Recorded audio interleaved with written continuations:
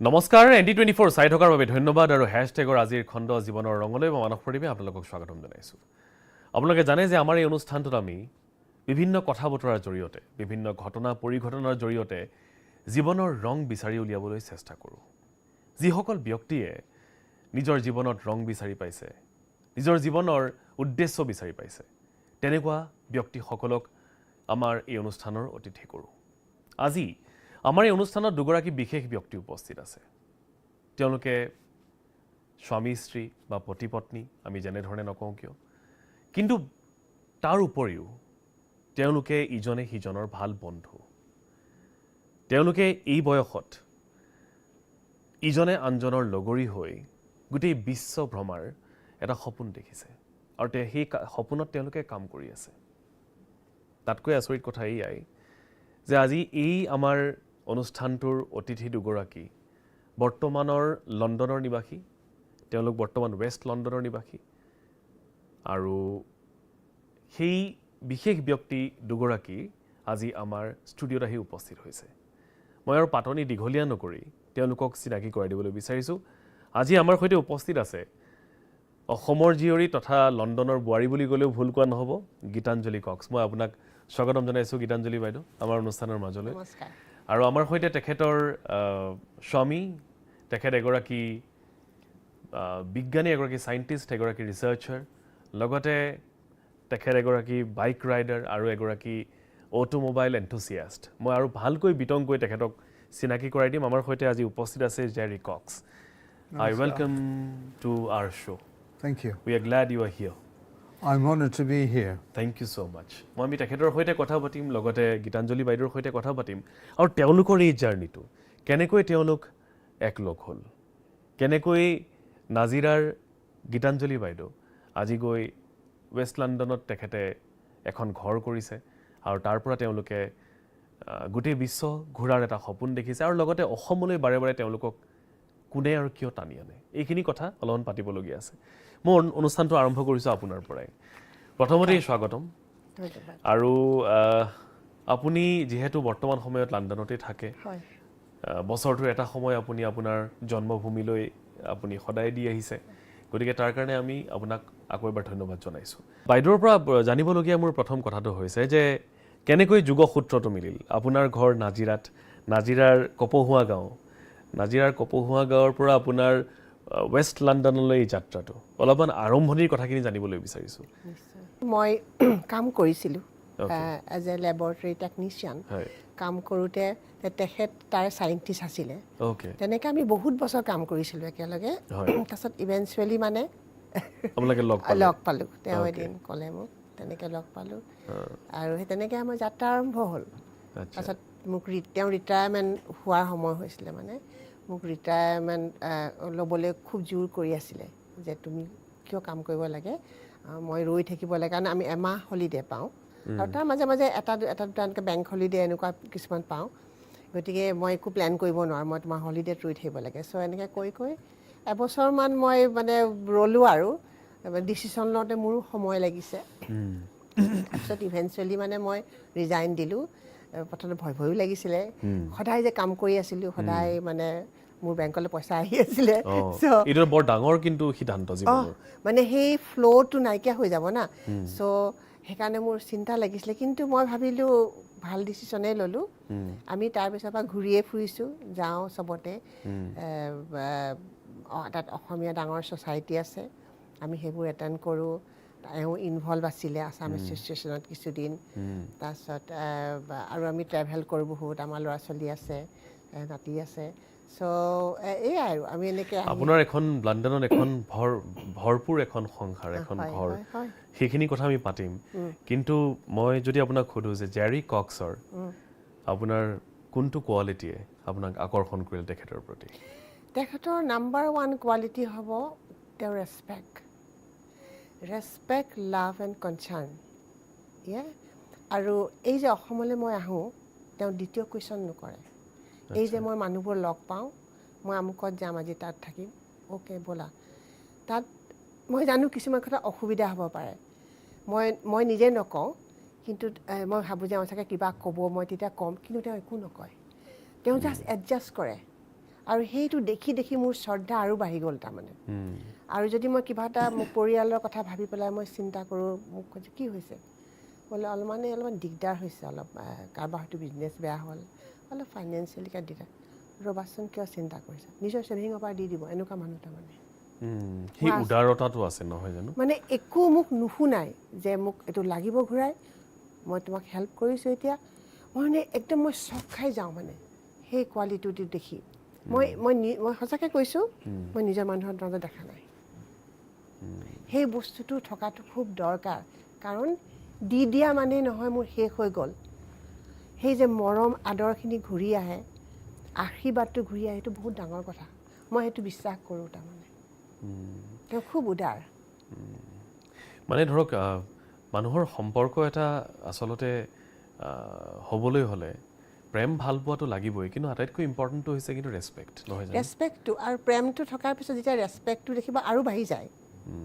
মোৰ মা বয়সস্থ মানুহ তেখেত এতিয়া ট্ৰেভেল কৰিব নোৱাৰে কিন্তু মা প্ৰত্যেক বছৰে যায় আৰু মই মানে প্ৰথমতে ভাবোঁ মায়ে দুপৰীয়া ভাত খায় মায়ে পাৰ্টিকুলাৰ কেইটামান বস্তু খায় আৰু এতিয়া তেওঁ কয় যে আমাৰ ঘৰত থাকি দিগদাৰ পাব তেওঁ আগতে হলিডে বুক কৰি থয় কাণ্ট্ৰি ছাইডত লৈ যায় কাণ্ট্ৰি ছাইডত লৈ গ'লে মায়ে চব পাহৰি যায় গাৰ্ডেন ভাল পায় ইংলিছ গাৰ্ডেনটো ৱৰ্ল্ড ফেমাছ গাৰ্ডেনবোৰত লৈ যায় ডাঙৰ ডাঙৰ পাৰ্কবিলাকত লৈ যায় মায়ে বিৰাট ভাল পায় মানে সেই তেনেকুৱা মানে আগতেই চিন্তা কৰি বুক কৰি ৰেডি কৰি থ'ব তে সেই চিন্তাধাৰাটো সেইটোক তেওঁ কৰিছে মোৰ কাৰণে যাতে মই যিটো আনন্দ পাম নহয় সেই আনন্দটো দেখি তেওঁ ভাল পায় সেইটো কাৰণে কৰিছে তেওঁ লাগিলে পইচাই যাওক তেওঁ কেতিয়াও পইচা কথা নকয় কেতিয়াও নকয় কম হ'লেও নকয় মই কেতিয়াবা কয় আই থিংক এইটো মাহত আমি বহুত অ'ভাৰ এক্সপেণ্ড কৰিলোঁ তেতিয়া ক'ব ইটছ অ'কে দুজনে একেলগে ষ্টাৰ্ট কৰিম চ' হোৱাট এনেকুৱা ধৰণৰ কথা কয় তাৰমানে জীৱনটোক সহজভাৱে ল'ব পৰাটো কিন্তু বৰ ডাঙৰ কলা নহয় জানো ইটছ এন আৰ্ট সেইটো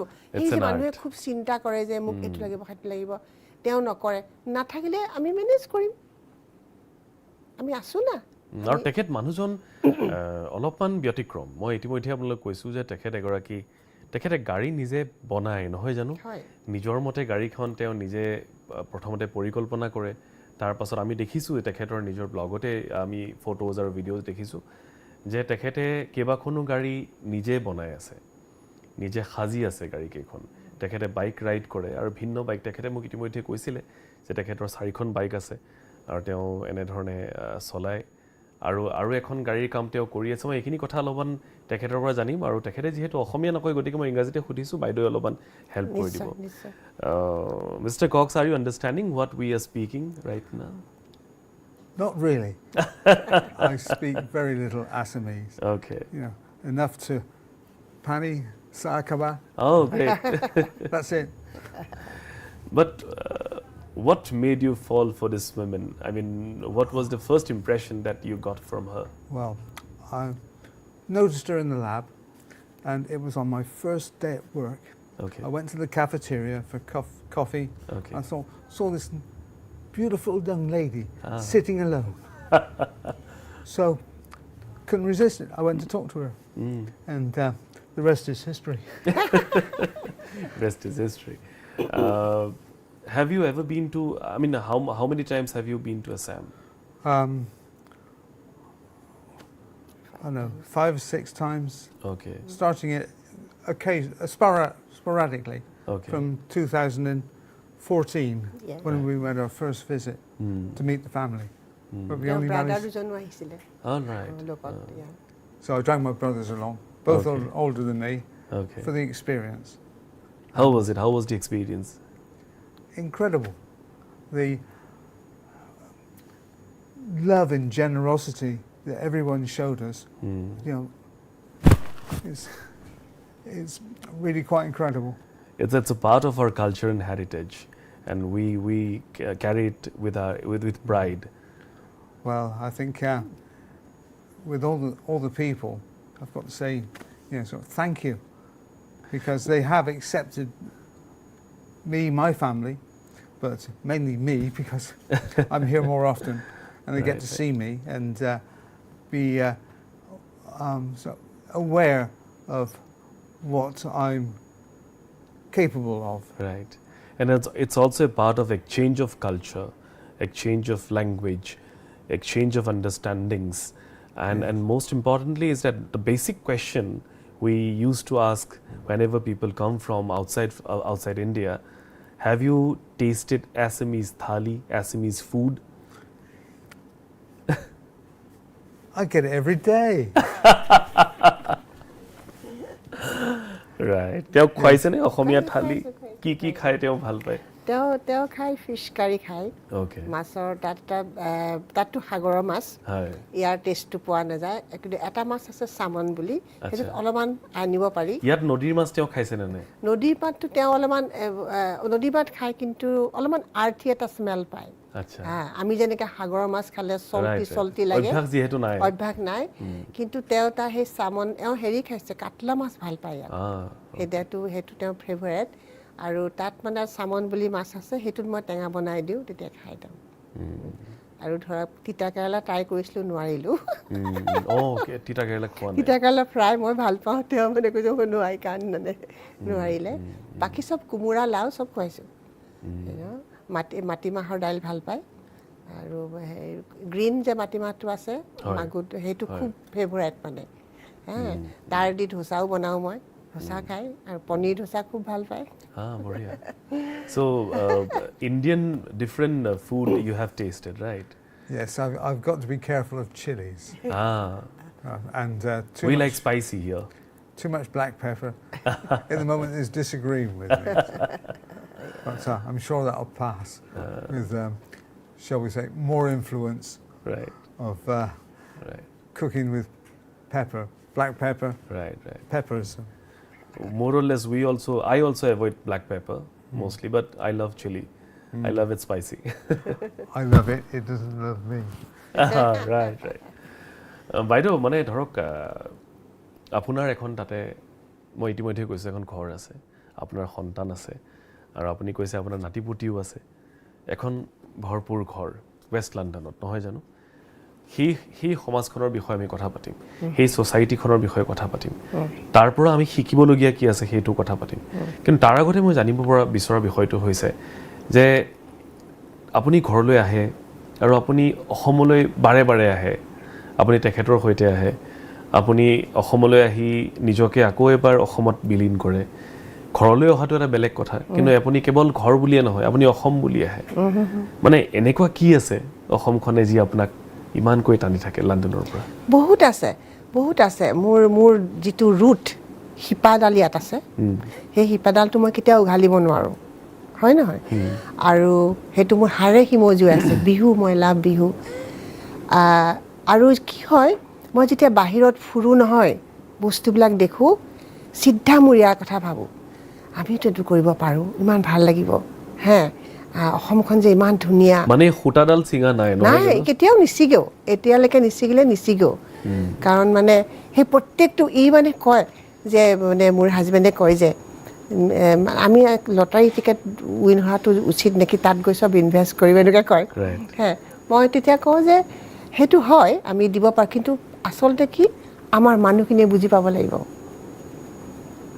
যেতিয়া নিজে বিচাৰে নহয় তেতিয়া কৰিব পাৰে ইয়াত কৰিব পৰা বহুত কাম আছে সেইটো ফিল কৰিব লাগিব যে আমাৰ যে অসমখন ইমান ধুনীয়া আৰু অসমখন চহকী অসমখন দুখীয়া নহয় সেইটো বুজিব লাগিব মানুহে বহুতে গাঁৱে ভূঞে নাজানে গাঁৱে ভূঞে সদায় ভাবে তেওঁলোক দুখীয়া হৈ থাকিব জীৱনটো তেওঁলোক এনেকেই চলি যাব অলপ কিবা এটা পালে হৈ গ'ল কিন্তু নহয় আমাৰ বহুত বস্তু আছে সেই শিক্ষাটো যাতে মই মানে অন্তৰৰ পৰা ভাবোঁ যিসকল ইয়াত শিক্ষিত মানুহ আছে তেখেতসকলে যেন সেই জ্ঞানটো তেওঁলোকক দিয়ে মই গাঁৱলৈ যাওঁতো আমি গাঁৱত বহি একেলগে খাওঁ মানে এনেকুৱা কিন্তু সেই তেতিয়া মই দেখোঁ সৰলতাটো ইমান সৰল তেনেকেই আছে মানে চেঞ্জ হোৱা নাই কিন্তু নাজানে যে অসম কিমান চহকী তেওঁলোক তেনেকৈ থাকিব নালাগে সেই কথাটো যদি কোনোবাই বুজাই আমি থাকোঁ যে বাইদেউ সেইকাৰণে আমি হয়তো উপলব্ধি নকৰোঁ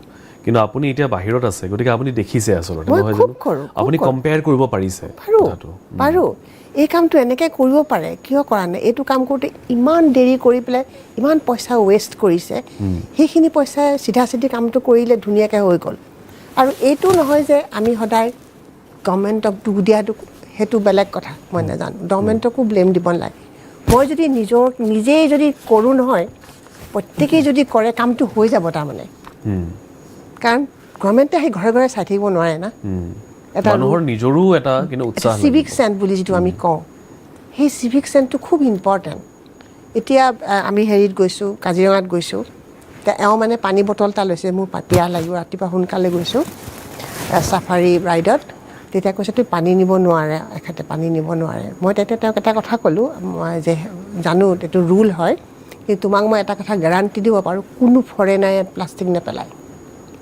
মই তোমাক লিখি দিম সেইটো তেওঁলোকৰ নিজৰ তেওঁ তেতিয়া কৈছে যে নহয় তেতিয়া আমি চবৰে একে ৰুল মই কৈছোঁ বুজি পাইছোঁ কিন্তু তুমি জানিবা যে এওঁলোকক চেক কৰাতকৈ আমাৰ মানুহখিনি চেঞ্জ হ'ব লাগিব আমাৰ মানুহখিনি কিয় ক'ব লাগে তুমি প্লাষ্টিক নেপেলাবা বুলি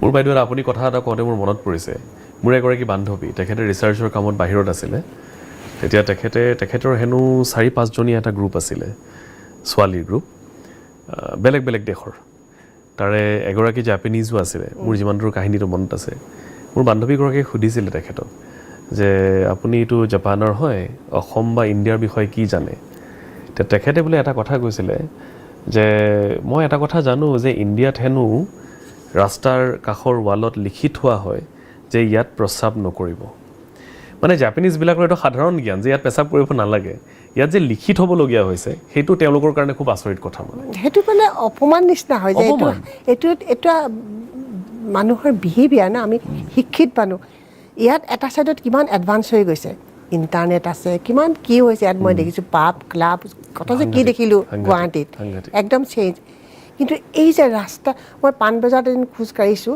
আমি খোজকাঢ়িব পৰা নাই সেই মাজে মাজে স্লেববোৰত মই ভাবিছোঁ ভৰি দিওঁ নে নিদিওঁ মই যদি সোমাই যাওঁ যদি এটা গুণ সেই গুণটো মানে একদম ফেমিলিয়াৰ মানে যিটো মই কথা কৈছোঁ মানে এইবোৰ আমি চেঞ্জ কৰিব পাৰোঁ এয়া আমি গভৰ্ণমেণ্টলৈ ৰৈ থাকিব নালাগে আৰু এইটো বহুত ডাঙৰ কামো নহয় বহুত ডাঙৰ আৰু প্লাষ্টিকৰ প্ৰব্লেমটো ইমান বেছি ইয়াত মই নাজিৰাত গৈ মোৰ বহুত দুখ লাগিলে আমি সৰুতে নাজিৰাত যাওঁ স্কুললৈ একদম চাফা তেতিয়া প্লাষ্টিক নাছিলে ইমান এতিয়া দম প্লাষ্টিক মোৰ হাজবেণ্ডে এটা এডভাইচ দিছে মোক কৈছে যে ইয়াৰ যদি এজন লোকেল মানুহক লগ পাই কওঁ যে আপুনি পইচা দিয়ক যিমানেই প্লাষ্টিক তুলি আনিব পাৰ কেজি আমি ইমানকৈ দিম তেতিয়া চাবা এসপ্তাহত চব চাফা হৈ যাব মই কৈছোঁ that is a good idea এতিয়া কোনে কৰিব মানে বাইদেউ ধৰক আপুনি আপোনাৰ সৰুকালটো নাজিৰাত আপুনি কটাইছে তাৰপিছত চাকৰি সূত্ৰে আপুনি বাহিৰত গৈছে কিমান নাজিৰাখনৰ কথা যদি কওঁ আপোনাৰ চকুৰ আগত কিমান চেঞ্জ হ'ল বহুত চেঞ্জ হ'ল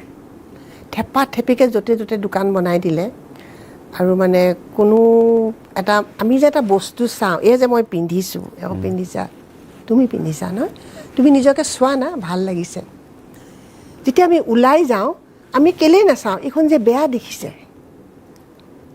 আমি বহুত জেগা ফুৰিছোঁ ওলাই যোৱাৰ লগে লগে ফ্ৰান্সৰ গাঁওবিলাক যেতিয়া আৰম্ভ হয় দুইফালে ফুল লগাই ৱেলকাম এই গাঁওখনৰ নাম লিখি থ'ব প্ৰত্যেকৰ ঘৰৰ আগে আগে চবতে ইউকেটো এতিয়া মই এইটো ভাবোঁ যে আমিতো চবেই দামী দামী ইয়াত গাড়ীত উঠে ধুনীয়াকৈ কাপোৰ পিন্ধে পাৰ্লাৰ যায় এই যে ওলাই যাওঁতে এই গেলাসোপা দেখিছোঁ তেতিয়া আমি কেলৈ নাভাবোঁ এইবোৰ আমি চাব নোখোজোঁ আমি ইয়াত ফুল চাব খোজোঁ আমি ক্লিন ৰাস্তা চাব খোজোঁ সেই কথাটো কিয় মানুহে নাভাবে সেইটো তুমি ক'ব পাৰিবা মই নোৱাৰিম সঁচাকৈ বাইদেউ আমাৰ চিন্তাধাৰাবিলাকতে আচলতে ক'ৰবাত ঘূৰাই ধৰিছে আৰু এইটো একেবাৰে সত্য কথা মানে কিবা এটা দেখি ভাল লাগে ন ধুনীয়া বস্তু এটা দেখি ভাল লাগে কিন্তু আপুনি যিহেতু মানে কাপোৰৰ কথা কৈছে আপুনি খুব সুন্দৰকৈ আজি আপুনি চাদৰ মেখেলা পিন্ধি আহিছে আৰু আমি যিমানখিনি আপোনাৰ বিষয়ে গম পালোঁ আপুনি প্ৰায়ে চাদৰ মেখেলা পিন্ধে হয় হয় কিয় পিন্ধে ভাল পায় এই মেখেলা চাদৰযোৰ মানে এটা বেলেগ এটা মানে হেৰি আপুনি লণ্ডনতো পিন্ধে লণ্ডন অকেজনটো বিহু আমিতো বিহুততো আমাৰ মানে একদম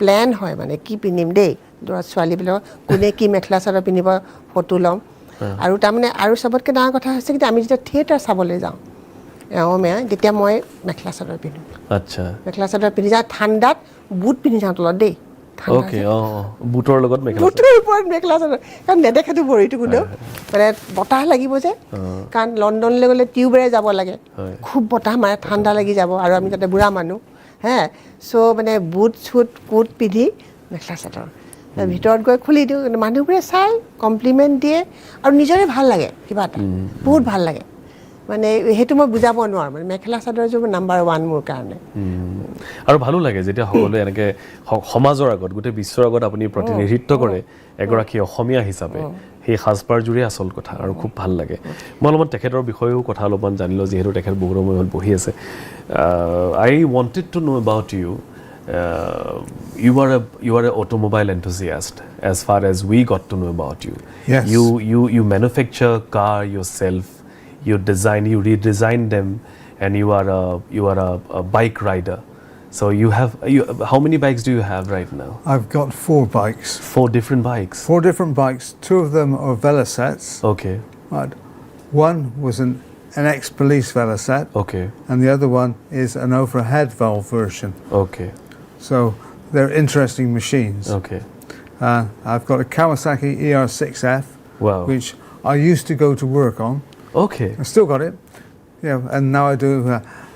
It's good for getting around London. It's Right. narrow and powerful. Okay. And I have a sports tourer, a Buell XB12 XT. Wow. And I think most people need to look it up on the internet to see what it is. Right. But it is a very quick machine. Yeah. So how fast is it? Well, Turn Up Girl has been 200 kilometers an hour on it. Oh wow. we travel a lot on bike Okay. And most of Europe. Europe. He has got bike club. One club has got 500-600 members. So once a year, about 200 people, bikers, together, we go in the Europe. 200 bikes together. Yeah, and then we booked a hotel, and then we come back. We ride local area, Okay. and then we come back again. It's amazing. Bike riding is not everyone's cup of tea. As far as I am concerned, I am not a bike rider. I cannot ride that much, you know. There must be a passion about bikes. There is a feeling on a motorcycle you don't ever get in a car. What makes you ride? What makes you a rider? What is the different, how different species are the bikers? First of all, once I was old enough to ride a motorcycle and tried a bicycle with an engine, Right. there was no turning back. Being able to not pedal and go where you wanted to go, uphill, not get out of breath, Just pressing the accelerator. that's it. It's a freedom, a feeling. Although it's not an animal, when you actually sit aboard a bicycle, Right. it becomes, and a motorcycle, it becomes part of you. And that feeling, if you feel good, you do anything. If you're feeling not so well, you think, it's unexplainable, but that is actually the reality. So if you've got a good day and you've got an open road and beautiful bends, it's beautiful. You will never get that experience from a car because you sat there and Inside a box. in a box and you don't I react am with the it. driver always. He hate driving. You hate driving? Yeah, he said because of the traffic, Right. we have to stop. I'm so impatient. She says, "Oh, I have to stop again," because when he ride, he go in between. So he wants to The bike can go through anything. Yes. So I enjoy that. Yeah. And one thing you have said very correctly is when you ride a bike, you are connected to the nature, the Yes. air, the environment, the atmosphere. Yes. Right. Wind in your hair, the flies in your teeth. Wow. What more can you ask for? And my experience, sometimes in UK, most of the time it's gloomy area. I mean weather, sorry, gloomy মানে বতৰ হৈ থাকে। তেতিয়া মানে অলপমান হয়তো তেওঁ একো কৰিব পৰা নাই, বাহিৰত গাড়ীখনতো কাম কৰিব পৰা নাই। তেতিয়া মানে মই গম পাওঁ তেওঁ লিখিলেও যেনিবা তেওঁ মেগাজিনতো লিখে। তাৰপিছত পিছদিনাখনৰ ৰ'দ দিছে, অলপমান ভাল বতৰ। তেতিয়া মই কওঁ যে আজি তুমি ৰাইডত যোৱা নেকি? ৰাইডৰ পৰা অহাৰ পিছত একদম ডিফাৰেণ্ট মানে লাইক ফটফটীয়া হৈ গ'ল মানে তেওঁ ফুৰ্তি মানে একেবাৰে ৰাইডৰ কথা কয় কিবা 200 মাইল ৰাইড কৰি ঘূৰি গুচি আহিলে মই জানো সেইটো তেওঁ ভিটামিন নিচিনা তেওঁ। So riding has been your vitamin as she has said. Very much so. And how long have you been riding? Well, as far as I can work out, I think about 11 years old. As soon as I was tall enough to sit on a small motorcycle. Right. And I was riding it around the back garden. Okay. তেওঁ মানে country চাইডত সৰি two ইণ্টাৰাপ্ট তেওঁ মানে country চাইডত ডাঙৰ হৈছিলে গতিকে আমাৰ যে ডাঙৰ বাৰী হা গতিকে এখন বাৰীৰ পৰা তেওঁলোকৰ আংকুলৰ ঘৰ আছিলে সিখন বাৰীলৈ এনেকৈ ঘূৰাই ঘূৰাই চলাই থাকে মানে ট্ৰেক্টৰ চলাইছিলে তেনেকৈ হা সেইটো কথাই কৈছে মানে সৰুৰ পৰাই তেওঁ চলাইছিল সৰুৰ পৰাই সেই মনটো আছিল মানে তেখেতৰ so you have a love for the two wheelers from a very early age right yes not for the four wheelers it's out of necessity but the thing is that from an early age my next door neighbours used to tell me I was always in the shed okay building something fixing something so and I still remember about 14 years old cutting a motorcycle in half because I wanted to change the design oh wow so that's how I've been take things and I make them into something else you are not just satisfied looking at it and the way it is right no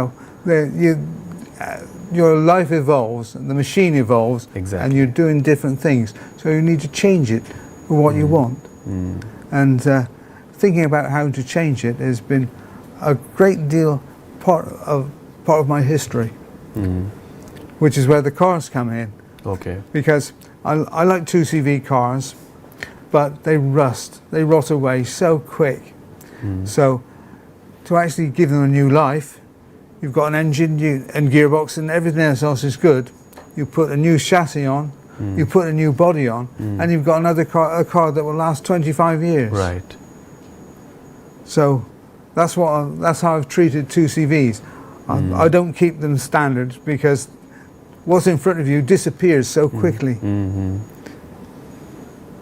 you need to work on it every day and then no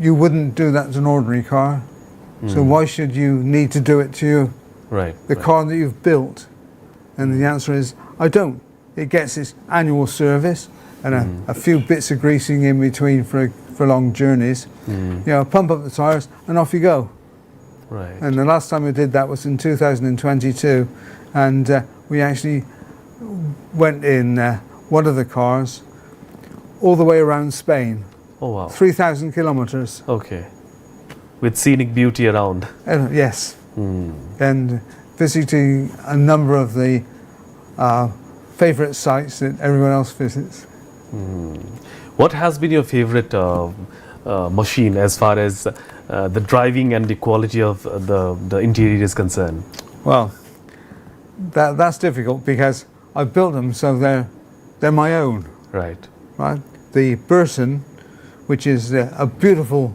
little sports car that I finished building in 2017 and I made lots of modifications to it for Gita to fit so it has special foot pedals special seats to make sure that she's comfortable it's very long right so I can't reach it so he made the extension one for me আপোনাৰ কাৰণে হেতু সুবিধা কৰি দিছিলে yeah so little things if you want to do a job you build something to do it and I treat all of the things that I'm doing like that so by profession you worked in National Health Service I did but by passion you are a more of a I think what do you think of a scientist what do they do they research more or less about things well what they do is take an idea right and make it reality right yeah rocket scientists okay they got their chemistry they think that's how we build a rocket right let's go build a rocket I'll tell you how to do it and when you finish with it we'll work out what to do with it but that's a sort of attitude that nothing is ever static so if you see something that's better why not change to something that's better but sometimes well a lot of the time is the screws don't fit right so you have to make it fit you need to have a lot of patience a lot I would say I've seen that more of a will to do it he can oh gosh I mean tell them a story about that when we were traveling in Spain so what happened is there oil leaking or something oh yeah the oil seal went behind the flywheel so and that's the flywheel is in between the engine and the gearbox all right so to get at the oil seal, you had to take the engine apart from the gearbox and take the flywheel off and put a new oil seal on. Right. We were stuck on a bank holiday. Right. Couldn't do anything. We'd run out of time in the hotel we were staying at. So I thought, well, there's only one way. I've got the parts because I carry spare parts with me for things that are likely to go wrong. They're usually only sort of small things, so you can tuck them in anywhere, and they're not a problem to carry. So the only job we couldn't find anyone even to do the job. Well, not on the bank holiday. Even the next day, they said, "No, we're all full, completely full with work for this week because it's post-bank holiday. We've got a short week." So I managed to find someone who said, "You have to. There's a workshop that you can hire for a couple of days to do the job in. They'll have all the tools, everything you want." I thought, well, if I can't get help with a mechanic, I've just got to do it myself. So I did. So we got to the workshop. You tried yourself? Yeah, we repaired it. Yeah, took the engine out with my assistant. Car, like a bits and pieces everywhere, and I was just thinking, how is he going to do it? And it's not like nowadays, they are color coded nowadays, the screws and wire. His car, because he believed they are all black, right? So you need to know everything, where to put it. Yeah, and the engine we have to lift up. There's a special thing we both lift up and put it down. And there was nothing, only the skeleton you can see. Right. And he has to replace the seal, then the engine will go back. But those hundreds of screws, all black. I said to Jerry, what are you going to do? I said, why did you mix them up? You should have put in a separate pipe. So he said, don't worry, I know which one to go for. And he did it. That was really shock to me. So over 2 days, we took the engine out in one day, replaced the oil seal that had blown. Right, and over the next day, put it back together. And I said to you not to wash the car. Don't wash it. Because when he was screwing, I was bored. I said, I'll polish the top bit. But don't do I that. took it. He said, don't do. When I clean my car, always rain. I said, no, let me do it. It's so dusty. We just got out of the garage. It rained. So it happened to you most of the times, right? Yeah.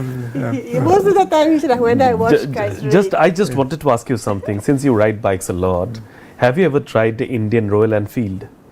I have. You have one? No, I I have it ridden once. one. Unfortunately, not a recent one. Oh yes, 1985 was the last model that I rode, and I rode that in 2019. Which is it was exactly the same. Which one, the 651 or the 351? No, it's the 350 Classic. Classic, okay. I have one. Yeah, the early one. With the kickstart. Right, nothing modern. No electric start. No. You'll have to kick it to start. Yeah. How was it? How was the experience? Royal Enfields are good, more or less. Well, they're a type of motorcycle, and if you like that type of motorcycle, it's great. But they're not for me, unfortunately. Because I've had most fun recently on the Husqvarna. Was it Svartpullen, which is a 250cc single. Revs to 13,000 RPM. You scream it, and it's such fun. If you scream it in every gear, who knows what speed you get up to? But it's certainly quick. And I had the first ride on it on January of this year, with a view that would be, was I comfortable enough on it to do the trip to Manchuka? It's very high. Which is very high, and also full of mud at this time of year because of the rain. Yeah, it rains. So at that time. I was riding a bike that was not. It's a fast road bike over what would be tracks and mud. This was mud. And it was tricky. Very say that tricky, again. and he was all wet, and the organizer was. I was all wet. I had Tell about the organizer. You know. Well, we'll get to that. It was because it had rained so much. It was so much mud, and on a bike you can't always manage the control to keep going where you want to go. So having had a few occasions of what we called a holly in the mud. Okay. So yeah, coming out really I hope mucky. There is no injuries. No. Fortunately not. Okay. Yeah. A lot of wounded pride, but that's not it. But I was helped a great deal with our nephew Chinmoy. Okay. And his number 2 in the biking team, Bikash. Okay. Chinmoy and Bikash. Yeah. Okay. Bikash was the one who picked me up. He's a big guy. He always behind him, you know. And we had another team of a couple of other guys. So more or less they have escorted you. Yes. Yeah. But they couldn't ride for me. And I was exhausted after that trip. But it was, I was at Alo to Muchaka, some 184 kilometers. I looked it up on Google, and it's at least 6 hours driving time. Okay. Right. So after managing that at 73 years old, when we got to the homestay, GTL homestay, and met Gebu Soma, who is the tourist information guide for the area. Okay.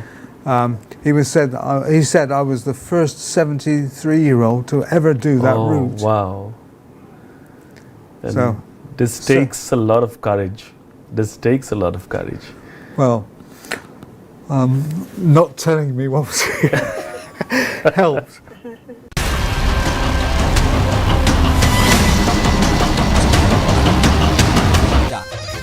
प्रथम पुरस्कार नगद 2 लाख टका द्वितीय पुरस्कार नगद 1.5 लाख टका तृतीय पुरस्कार नगद 1 लाख टका श्रेष्ठ घाई বিষয়ে লাভ কৰিব এখন মটৰচাইকেল শ্ৰেষ্ঠ ঘাই বিহুতে লাভ কৰিব এখন স্কুটাৰ অডিশনৰ বাবে যোগাযোগ কৰক আমাৰ ফোন নম্বৰ 7099045787 পঞ্জীয়নৰ অন্তিম দিন 20 মাৰ্চ 2025 শৰ্তাৱলী প্ৰযোজ্য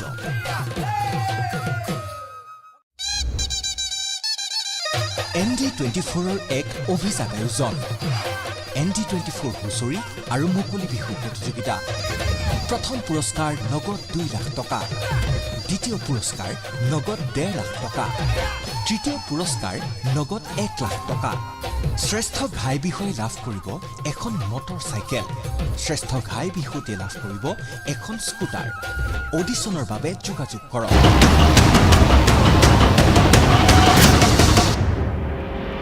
তেখেতৰ পৰাই মই কথাখিনি লৈ আহিছোঁ আপুনিও তেখেতৰ সৈতে ৰাইডত গৈছে মই যিমান দূৰ জানো ক'ত ঘূৰিছে আপোনালোকে আৰু মই এটা কথা জানিবলৈ বিচাৰোঁ যে বিশেষকৈ দৰ্শকসকলৰ কাৰণে যে আপোনালোকে অসম উত্তৰ পূৰ্বাঞ্চলত ঘূৰিছে নে নাই ঘূৰা নাই অৰুণাচলে প্ৰথম গৈছোঁ আচ্ছা মাছুকাত গৈছোঁ এণ্ড আকৌ আহিবলৈ প্লেন কৰিছে কিন্তু আমি ইউৰোপত গৈছোঁ লাক্সামবাৰ্গ কিমান ঘূৰিছে আপোনালোকে বহুত বাৰ গৈছোঁ almost every year to Luxembourg usually যাওঁ ইটালীত যাওঁ লাক্সামবাৰ্গখন খুব ভাল ৰাস্তাবিলাকতো বৰ ধুনীয়া একদম মানে এনেকুৱা ৰাস্তা খুব ভাল পায় চলাবলৈ চ' তেওঁৰ যিখন বিউল বুলি কৈছে সেইখন ডাঙৰ বাইক সেইখনত মানে কমফৰ্টেবল হয় আৰু লাগেজ লৈ যাবলৈ ভাল আমাৰ দুইটাৰ কাৰণে মানে সোফাৰ নিচিনা চিট একদম চ' আমি বহুত ঘূৰিলোঁ সেইখন বহুত মৰমৰ বাইক মানে মোৰ নিজৰো ভাল লাগে এতিয়া তেখেতৰ লগত পৰি আপুনিও ৰাইডাৰ হৈ গৈছে মোটামুটি নহয় হয় আৰু মানে এনে আপোনাৰ আগতে পেশনটো আছিল নে নাই পেশনটো মানে কেনেকৈ আছে ইটছ ভেৰি উইয়াৰ্ড একচুৱেলি মই যেতিয়া মানে আগতে সেই বাইক ৰেচিং বুজা হয় চাই থাকোঁ দেই কেতিয়াবা সিহঁতক বাচ্চাকেইটা স্কুলত থৈ পেলাই দুপৰীয়া এনে যে ভাত খাব চাওঁ তেতিয়া মানে সেই ড্ৰেছটো আৰু এনেকৈ বেকা হৈ যায় এনেকৈ যায়গৈ তেতিয়া মই বহুত য়ঙো আছিলোঁ মই ভাবোঁ দে লুক চ' চেক্সি মানে এনেকৈ ভাবোঁ দেই মানে really isn't it they look so' nice with the colourful matching suit and matching bike I wish I could do that এনেকৈ ভাবোঁ মানে eventually I met a biker.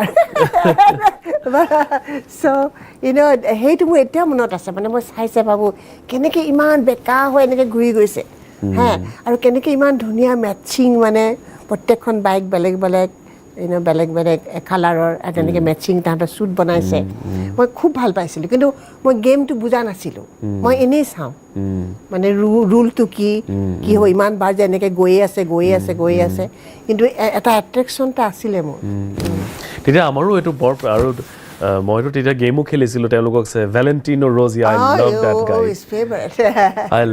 I love that guy ভেলেণ্টিনো rose মানে ধৰক এনেকুৱা যে আপুনি কৈছে যে আপোনাৰ নাতি আছে আপুনি এতিয়া আইতা তেখেত ককা আমাৰ অসমীয়া সমাজত শুনিবলৈ বৰ আচৰিত লাগে কিন্তু ককা আইতাই বাইক ৰাইডত গৈছে কিন্তু তাত হয়তো তেনেকুৱা বহুত কাহিনী আছে নহয় জানো বহুত আছে মোতকে বয়সস্থ মানুহ আছে আমি যেতিয়া যাওঁ they were like nearly 70 ওখ মহিলা বাইক মস্ত BMW বাইক লৈ গৈছে বাপৰে মই মানে I really envy আপুনিও গৈছে বাইদেউ মানে এইটোৱে বাইদেউ যে মই আপোনাক সুধিবলৈ বিচৰা কথাটো হৈছে যে আপুনি এতিয়া ধৰক আপোনাৰ সাংসাৰিক দায়িত্বখিনি আপুনি সুন্দৰকৈ পালন কৰি এতিয়া জীৱনটো আপুনি জীয়াইছে নহয় জানো আপোনাৰ সংগীৰ সৈতে আপুনি বাইক ৰাইডত গৈছে যিটো আমাৰ অসমীয়া সমাজৰ কাৰণে হয়তো সহজ নহয় একেবাৰে সহজ নহয় আৰু বহুত ডিফাৰেন্স আছে কথা বতৰাবিলাকৰ কিন্তু বাইদেউ মানে what makes you do this আপুনি ক'ৰ পৰা সেই শক্তিটো পাইছে বা আপোনাৰ মানে আচলতে পাৰ্থক্যটো ক'ত চিন্তাধাৰাত নে অন্য কিবা আছে নহয় মই যেতিয়া লাইফষ্টাইল হয়তো লাইফষ্টাইল ডিফাৰেন্স মই নিজে মই খুব ইণ্ডিপেণ্ডেণ্ট নিজে চাকৰি কৰিছোঁ নিজৰ ল'ৰা ছোৱালীটাক মই নিজে ডাঙৰ কৰিছোঁ আৰু তাহাঁতি মোক খুব প্ৰেইজ কৰে মানে মামী মানে মোৰ ছোৱালীজনীও মোক খুব কয় আই উইচ মানে মই তোমাৰ নিচিনা মা হ'ব পাৰিম নে এনেকৈ কয় মানে মই তেওঁলোকৰ বিষয়ে অলপমান সংক্ষেপতে জানি ল'ব বিচাৰিছোঁ আপোনাৰ ল'ৰা ছোৱালী বৰ্তমান কেইজন তিনিজন তেওঁলোকে চাকৰি কৰি আছে ডাঙৰজনী ছোৱালী তাই আহিছিলেও তাই ল'ৰাটো তাৰপিছত সৰুজনী তাই স্পেইনত থাকে আচ্ছা তাহাঁতিও মানে মোক খুব মানে হেৰি কৰে তুমি ইমান কৰিব পাৰা এতিয়াও মই কৰোঁ তাহাঁতৰ কাৰণে মই যেতিয়া থাকোঁ তাত তাহাঁতি মোৰ লগত থাকে নাতিকেইটা আহি থাকেহি মই যাওঁ তাহাঁতৰ ফেভৰেট ফুড বনাওঁ তাহাঁতি কোনো এটা মাছ মাংস নাখায় গতিকে মই মানে different types of vegetarian তাহাঁতি পিয়ৰ ভেজিটেৰিয়ান আচ্ছা সেইটো কেনেকৈ হ'ল মই নাজানো তাৰ মোৰ ল'ৰাটো খুব স্পিৰিচুৱেল মই নিজেও খুব স্পিৰিচুৱেল সি আহি পেলাই সদগুৰু তাত থাকি গৈছে হে একদম এলকহল সি ইউনিভাৰ্চিটিৰ পৰাই খোৱা নাই তেনেকুৱা ছোৱালীকেইজনো ইমান নাখায় এনে ছ'চিয়েল হেৰিত অকণমান খালে বাট এনেকুৱা নহয় যে খায় তাহাঁতি কয় মামী তুমি এনজয় কৰা তুমি যোৱা তুমি সদায় আমাৰ কথাই ভাবি থাকা আমি এতিয়া ডাঙৰ হ'লোঁ আমি চাকৰি কৰিছোঁ আমি চাব পাৰোঁ তথাপিও মই মনটো তাতে মই ভিডিঅ' কল কৰি থাকোঁ ইয়াৰ পৰা মাক সদায় মাকেই মানে কিন্তু মানে এওঁ সমানে ছাপৰ্ট কৰেতো সেইকাৰণে মানে মই কৰিব পাৰোঁ তেওঁ মানে কেতিয়াও মোক বাধা নিদিয়ে আৰু তেওঁ যিটোৱে মই এতিয়া সত্ৰীয়া নাচিও তেওঁৱে মোক এনকাৰেজ কৰিছে মই নাচ খুব ভাল পাওঁ সৰুতে নাচিছিলোঁ তাৰপিছত এৰি দিলোঁ আৰু তেওঁ এতিয়া ক'লে যে তুমি কিয় নানাচা ডু ইট মই অনলাইন ক্লাছ ল'লোঁ তাৰপিছত কেইবা ঠাইতো পাৰফৰ্ম কৰিছোঁ মই লণ্ডনৰ বিহুবিলাকত কৰিছোঁ আছাম এছ'চিয়েশ্যনত কৰিছোঁ তাৰপিছত মই ইণ্ডিয়া হাই কমিশ্যনৰ যিটো হেৰি আছে কি কয় সেইটো হলটো তাত মই কৰিছোঁ চৰি মোৰ মনত অহা নাই হে আৰু মই ইণ্ডিয়াৰ যিটো হাব মানে লণ্ডনৰ তাত কৰিছোঁ মই বহুতত কৰিছোঁ মই এনেই মোৰ ভাল লাগে মই মোৰ লগৰবোৰক কওঁ তোমালোকে ভাল নাপালেও মানে ভেৰি চৰি দে কিন্তু মই এনজয় কৰিছোঁ তাকে মানে এনেকুৱা কিয় হয় যে তাতে এইটো ইমান সুন্দৰকৈ আপোনালোকে এই নিজৰ কামখিনি কৰি আছে আৰু ইয়াতে আমি যেতিয়া চাওঁ মানে ইম্পচিবল যেন লাগে কথা বতৰাবিলাক ভাবিলে চিন্তা কৰিলে এইটো এটা সামাজিক আমাৰ গোটেই ব্যৱস্থাটোৰ কাৰণে নে মানুহখিনিয়ে নিজকে হয়তো সজাই ৰাখিব জনা নাই শাৰীৰিকভাৱে মানসিকভাৱে এইটো ডিপেণ্ড কৰে ব্যক্তিলৈ কিন্তু মই ভাবোঁ তেওঁলোকে লোকৰ কথা বেছি ভাবে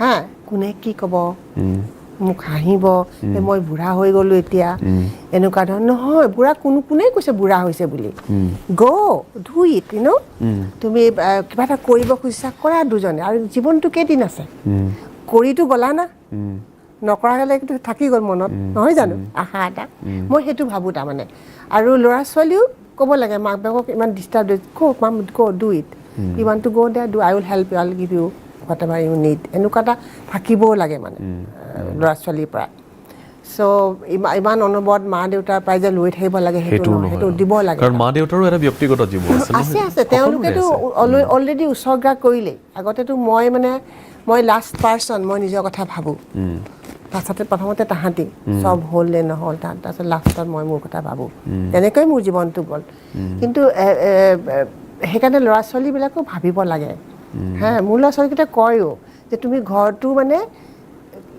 হেৰিত দি দিয়া তুমি বিক্ৰী কৰি পইচা বোলে চব গুচি যোৱা আৰু সেইখন আমাৰ ওচৰত গুচি আহিবা এনেকৈ বাইদেউ মানে আপোনাৰ মই ল'ৰা ছোৱালীৰ কথা জানিব বিচাৰিছোঁ তেওঁলোকে ধৰক আপুনি কৈছে যে তেওঁলোকে আপোনাৰ দৰেই মানে তেওঁলোকে দুটা হয়তো সংস্কাৰ পাইছে বা তাত এটা পৰিৱেশ পাইছে তেওঁলোকে ব্ৰিটিছ হ'বও পাৰিলে হয় মানসিকভাৱে তেওঁলোকে ইণ্ডিয়ান হ'ব পাৰিলে হয় তেওঁলোকে খ্ৰীষ্টিয়ান হ'ব পাৰিলে হয় তেওঁলোকে হিন্দু হ'ব পাৰিলে হয় এই বেলেঞ্চটো আপোনালোকে কেনেকৈ মিলাইছে মই এটা কথা খুব বিশ্বাস কৰোঁ এই religion apart from religion or rich and poor মই তাহাঁতক এটাই শিকাইছিলোঁ তহঁতি পঢ়ি শুনি be a good human being মানুহ মই তাহাঁতক কেতিয়াও কোৱা নাছিলোঁ তহঁতে ডাঙৰ ঘৰ ল'বি ডাঙৰ গাড়ী কেতিয়াও মই কোৱা নকওঁ তাহাঁতি গাড়ী নলৈছিলে পিছত বাচ্ছাকেইটাহঁতে তাই ঠাণ্ডাত মই তেতিয়া ক'লো তোৰ এতিয়াতো উইণ্টাৰ হৈছে তই কেঁচুৱালৈ বাছত যাব নোৱাৰোঁ তেতিয়া তাই চিন্তা কৰিছে হয় মা মোক গাড়ী এখন লাগিব এনেকুৱা মানে তাহাঁতি কাৰণ মই সৰুতে তাহাঁতৰ মূৰত সেইটো সোমাই দিছোঁ তাহাঁতি কোনোদিন ডিজাইনাৰ কাপোৰ পিন্ধা নাই আৰু কোনোদিন মোক খোজাও নাই যি দিওঁ মই তাকে পিন্ধে এনেকুৱা নিচিনা আৰু ডিজাইন আৰু মোৰ মানে ছোৱালীজনীয়ে ছেভ দ্য চিলড্ৰেনত তাই কাম কৰে বহুদিনৰ আগৰ পৰা প্ৰথমতে তাই ইণ্ডিপেণ্ডেণ্টত কৰিছিলে ইউনিভাৰ্চিটিৰ পৰা ওলাই তাইক মাতি নিছিলে তাৰপিছত গাৰ্ডিয়ানে তাইক মাতি নিছিলে তাত কৰিছিলে তাৰপিছত তাই মানে ছেটিছফাইড ন তাই she want to do something special so save the children to তাই খুব ভাল পালে তাই 16 বছৰৰ পৰা তাই মানে হেৰি কৰিছে তাই চেৰিটিত যায় এটা মানে I think western front something like that I can't remember right now তাহাঁতি আফ্ৰিকাৰ মাজত য'ত কোনোদিন মানুহ যোৱা নাই তাত গৈ তাহাঁতি মানে ৰিম'ট এৰিয়া তাত গৈ তাহাঁতি সেই মানুহবোৰক খোৱা তোৱা দিয়ে বা শিকায় মেডিচিন লৈ যায় মানে বাহিৰৰ মানুহ সেইবিলাকে দেখাই নাই সেইবোৰ তাই 16 বছৰৰ পৰাই কৰিছে আৰু এতিয়া তাৰ পৰা তাই ধৰক মিডল ইষ্টত ইমান গণ্ডগোল ৰিফিউজিবিলাকৰ লগত গৈ তাই আছেগৈ হে তাই কংগোত গৈছে কংগোত গৈ তাই কংগোৰ পৰা অহাৰ পিছত তাই বহুত অলপ এফেক্ট হৈছিলে তাই কৈছে মই ইমান পভাৰ্টি দেখা নাই মা মই বহুত দুখ পালোঁ সেইকাৰণে তাহাঁতি কি কৰে কংগো চংগোবিলাকত বহুত দুখীয়া জেগাত গ'লে তাহাঁতক কাউন্সিলিং দিয়ে তাত মানে কয় যে তই এফেক্ট নহ'বি ইট ইজ ইয়'ৰ জব হে তাই তেতিয়া গৈছে তাত দেখিছিলে যে 5 বছৰ পিছত ল'ৰা ছোৱালী নাবাচেই মেলেৰিয়া হৈ যায় তাৰমানে কি হয় এই ধনী ধনী কোম্পানীবিলাকে অষ্ট্ৰেলিয়াৰ পৰা যাব ৰাছিয়াৰ পৰা আহিব তাহাঁতি খান্দি খান্দি চব মিনাৰেলবোৰ লৈ যায় লৈ গৈ সেইটো তেনেকৈ থৈ আহে তাত পানী জমা হয় মহ হয় সেই সিহঁতিতো সাধাৰণকৈ থাকে না জুপুৰিত তাহাঁতক হয় আৰু তাহাঁতি ৰাস্তাটো বনাই নিয়ে ধূলি অনলি মানে ইউকেৰ পৰা সিহঁতি হস্পিটেল বনাই দিছে স্কুল বনাই দিছে কংগোৰ কথা আমি যেনেকৈ দেখোঁ আমাৰ টিভিত দেখিলে বেয়া লাগে তাই মানে সেইটো বহুত দুখ পালে আৰু তাই দেখিলে যে ইমান সৰু 14-15 বছৰীয়া ছোৱালী প্ৰেগনেণ্ট হৈছে আৰু বোলে হস্পিটেলত আমি বোলে মেডিচিন লৈ যাওঁ কিন্তু হ'লে কিবা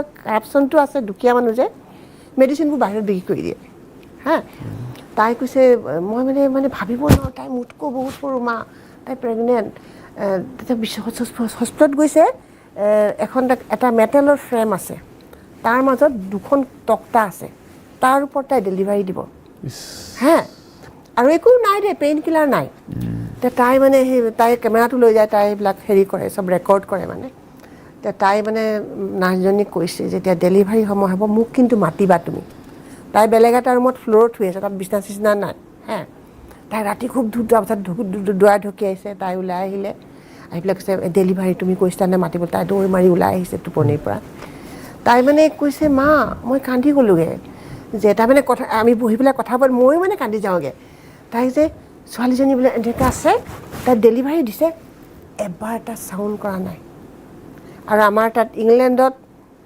লেবাৰ ৱাৰ্ডৰ কিনাৰি দি গ'লে কেনেকুৱা চিঞৰ মানে এই পেইন কিলাৰ দে হেনো দে তেনো দে এনেকুৱা তাই কেনেকৈ সহ্য কৰিলে তাই মানে সেই অৱস্থা চ' তাহাঁতি সৰুৰ পৰা সেইবোৰ দেখিছে সেইকাৰণে তাহাঁতি বেলেগ মানে বস্তুটো তাহাঁতি এইবোৰ ডিজাইনাৰ কাপোৰ কোনোবাই যদি সেইবোৰ কথা ভেলু নিদিয়ে তেওঁলোকে জানে আচলতে যে ভেলিউজবিলাক কি আৰু হয়তো তাতে আপোনাৰো বা তেখেতৰো অৱদান আছে পেৰেণ্টিঙৰ যথেষ্ট অৱদান একদম মই সেইটো যে 100% এই সৰুতে ল'ৰা ছোৱালীক কেতিয়াও ক'ব নালাগে দামী কাপোৰ পিন্ধ দামী never always this be a good person kind person পেৰেণ্টিঙৰ বৰ ডাঙৰ kind person আৰু এইবোৰ যে বাহিৰত যে জাবৰ জোথৰবোৰ কেলে হৈছে আমি যদি ঘৰত শিকাও নহয় সেইবোৰ কেতিয়াও নহয় কাৰণ মোৰ নাতি দুটা আছে তাহাঁতিও যায় কিবা এটা খালে বিন বিচাৰিব 3 বছৰ এটা আছে মামি where is the বিন বিচাৰিব নহ'লে বেগত ভৰাই লৈ আনিব সেইবোৰ ইয়াতো যদি আমি তেনেকৈ শিকাও ন হৈ যাব এইটো নোহোৱাৰ কোনো কাৰণ নাই হৈ যাব আমাৰ মানুহখিনিয়ে কৰিব লাগিব কোনেও আহি ইয়াত কৰি নিদিয়ে বা গভৰ্ণমেণ্টে ৰুল বনাই নিদিয়ে অ'কে যে মই ফাইন কৰিম নিজে কৰা প্ৰত্যেকে যদি ঘৰৰ ল'ৰা ছোৱালীকেইটাক শিকায় নহয় সেইটো হৈ যাব তাৰমানে মই তেনেকৈ ভাবোঁ আৰু তাহাঁতে ধৰা মোৰ ল'ৰা ছোৱালীকেইটা সৰুৰ পৰা তাহাঁতি প্লাষ্টিক টয় কেতিয়াও নিকিনে তাহাঁতি সদায় উদৰ টয় কিনে সেইটো আচলতে তেওঁলোকে আপুনিয়ে দিয়া চেঞ্চ নহয় জানো তেওঁলোকে সেইখিনি কথা উদৰ মানে যিমানে সস্তাত নিদিয়ক প্লাষ্টিক টয় নিকিনে তাহাঁতি উদৰ কিনে আমি এইটো প্লাষ্টিকটো বেয়া আমাৰ কাৰণে আৰু মোৰ অকণমানজনীয়ে তাই মানে আজি 3-4 বছৰ পৰা তাই বাটাৰফ্লাই কণী অৰ্ডাৰ দি দিয়ে তাই সৰুৰ পৰা শিকাইছে বাটাৰফ্লাই কণী অৰ্ডাৰ বক্স এটাৰ সৈতে আহে তাই সেইবোৰ গ্ৰ' কৰে কেটেপিলা হ'ব মোক ফোন কৰি ক'ব মোক আনা বুলি মাতে মোৰ 5টা কেটেপিলা হৈছে আনা কাম কেটেপিলাৰ পৰা যেতিয়া বাটাৰফ্লাই হয় তেতিয়া আৰু এটা বাকচত দি দিয়ে তাৰপিছত তাই সেইবোৰ এৰি দিয়ে সৰুৰ পৰা প্ৰকৃতিৰ সৈতে জড়িত হ'বলৈ শিকিছে তাই চব মাছৰ নামবিলাক জানে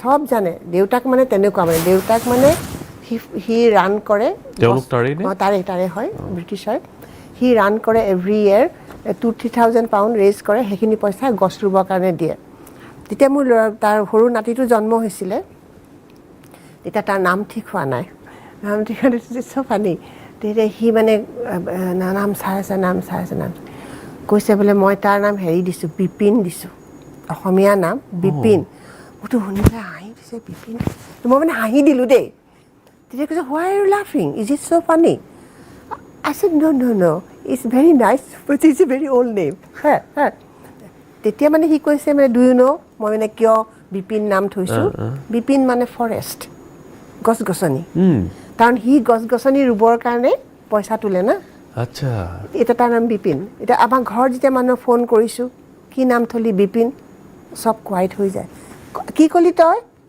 বিপিন VIP কোনেও মানে ভবাই নাই যে এগৰাকী ব্ৰিটিছে নামটো বিপিন দিব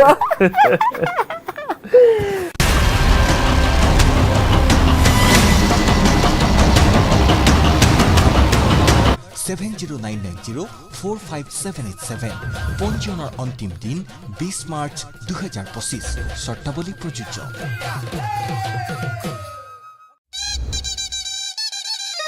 ND24ৰ এক অভিযান আয়োজন ND24 হুঁচৰি আৰু মুকলি বিহু প্ৰতিযোগিতা প্ৰথম পুৰস্কাৰ নগদ 2 লাখ টকা দ্বিতীয় পুৰস্কাৰ নগদ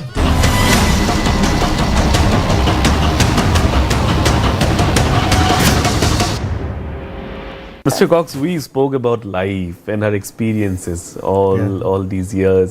How have she prepared herself in life and for the struggles that are coming their way? But you have always been a very enthusiastic guy. You have always been a very, as far as we have known about you, you loved challenges, and yes. And how do you prepare yourself for the challenges, not as a biker but also as a person? Well,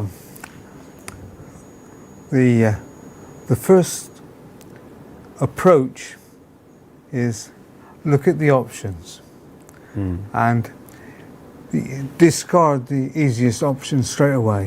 Oh, right, and look for the other options that will give the best outcome. And they are never the easiest. So if you take on a challenge, go for the difficult option and then Well, it will become 90%, easier. 90% people opts for the easier option. Yes. And you don't get what you want. You get what somebody else wants you to have. If I want something, then sometimes for me, the easiest way is to actually make it myself. But I've approached many things, and to take on the challenges, you have to take people with you. So you need to do it as a team, which means you have to share information. Right. To get them on board, to join you in your quest. And that's the main approach in the working environment. I've always taken the approach that giving out information, right? You've got a scientific department, right? No information means that other people cannot move forward without information. So you've got to give it up. You can't stick to it being the kingpin because you're not going to be there all the time. Right. And the more you share, the more you learn. Well, the knowledge shared is actually knowledge doubled. Yes.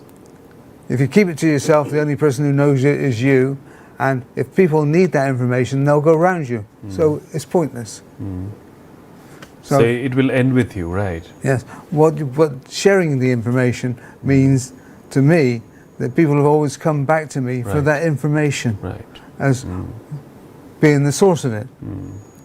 So they tend not to remember it.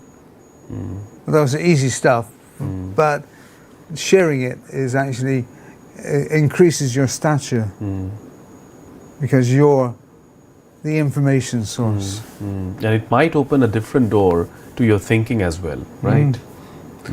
It gives you idea. Well, I'm even employing people, I've always looked at the options of how, in an interview, you get an idea of how people think.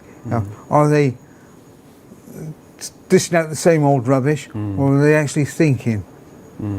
Right, and if you pick up that they're thinking, they're the person you employ. They will give you a rough ride as an employer, but what you end up with is the sum is greater. Yes.